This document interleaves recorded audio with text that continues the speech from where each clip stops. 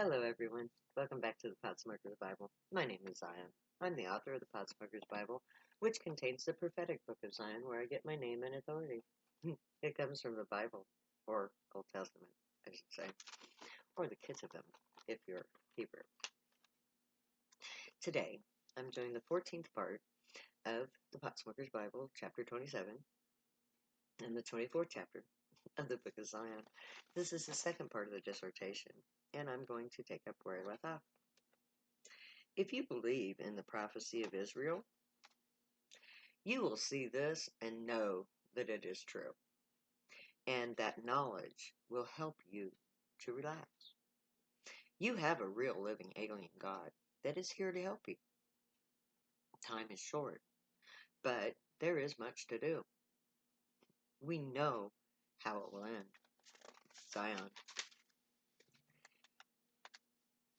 In order to do this right, we must slow down and take the time to prepare before we act.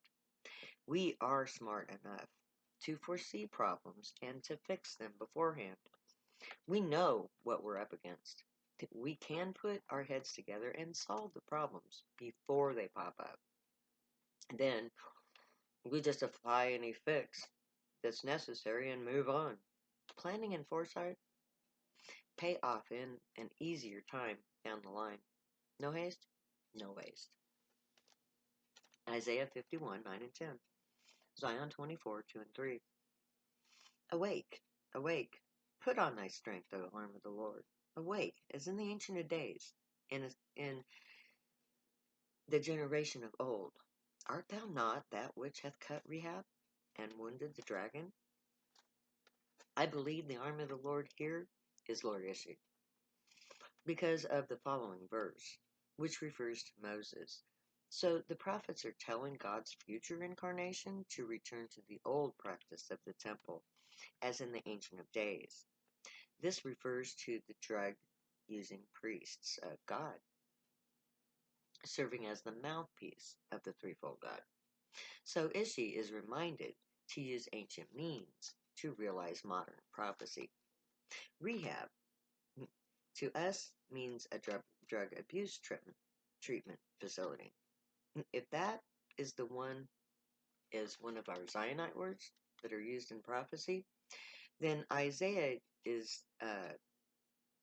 using the modern sense, and this works out perfectly fine, because by instituting the ancient priesthood that uses drugs for spiritual workings, the entire concept of rehab is counterproductive. Our priests need to be high in order to function properly as interpreters of the grave. THC must be consumed to maintain an active receptacles, allowing for telepathic brain use. So, Ishi cuts rehab down because it's not a viable option, not according to the ancient of days use of marijuana. And how would Ishi wound the dragon? Well, dragons were the names given to the ancient forms of flight by ancient people. So our modern missiles and airplanes would qualify as a dragon. Now the Grey have the means to shut down our technology. Our dragons can easily be wounded by their far superior technologies. The next passage, thou art not that which dried up the sea, the waters of the great deep, and that hath made the depths of the sea a way for the ransom to pass over? As I said a moment ago, this refers to Moses and the parting of the Sea of Reeds, not the Red Sea. Now, scientists theorize that if the ancient Sea of Reeds, a marshland, that under the right conditions has been known to part due to currents and wind shear. So, if that was the location of the parting of the Sea of Reeds, then that actual body of water could have easily been manipulated in the events that we read about that would actually could have taken place.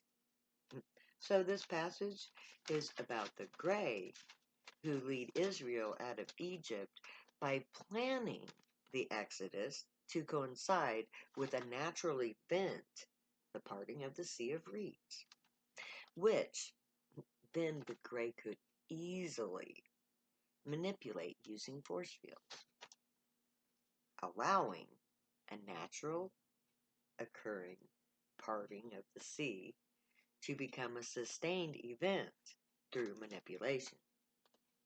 Now, all they would have to do is to hold that parting long enough for Israel to pass through and then collapse the wave. And there goes the army of Egypt. This event could foreseeably happen much more easily than the Red Sea. Now, when the Torah was written, the parting of even the Sea of Reeds would have been a godly act, a miracle on which to build a storyline that would pass through time, leading till Zion. And the very fact that we can now figure out exactly where, when, and how the Exodus occurred, that it was an event created by the Grey using conceivable methods. Now, this is possible, and therefore, to us, imaginable and verifiable. Therefore, making the Grey all that more real to us.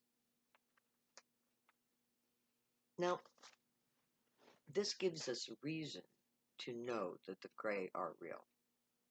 And there is a difference between faith, as in religion, and knowledge, as in science. Belief is an act. You have to choose to believe something. Something that's not real unless you believe it. And then it is real to you. But to know something is to have proof of it. That it is outside of your choice. You can choose to believe something, but a fact is a fact. By realizing that the Sea of Reeds does part on its own in a strong enough wind with the right currents, then we have proof that the parting was real. We know that the sea parts. It's a fact. We don't believe that the Sea of Reeds parts. We know it does. Therefore, we know that the Grey are real because we do have Israel. We do have a parting of the Sea of Reeds, and we do have an Exodus. Now, we know this is real. So, by proof of it, we are ensured that the ancient part of the sea was real. And because it had a factual basis, that translates into proof that the ancient story was real, leading us to the story of now, the credibility of the prophecy about to be fulfilled. Because it's proof that the Grey are God. The parting of the waters seemed in ancient times like a fantastic event beyond belief, a true miracle. But now our understanding leads credence to the fact that aliens manipulated a natural event using force fields. Imagine that. And it is the Moses story that is to be repeated. I don't foresee a parting of the sea or 40 years of wandering in the wilderness. That's not how our story goes. The Grey are going to arrive to lead us to our homeland, our promised land, our mountain home. And we are going to do it in an exodus of our own. First contact for us is the parting of the sea reeds. It is our ultimate proof that God is real and that God is great. Isaiah 33, or 35, 3 to 6.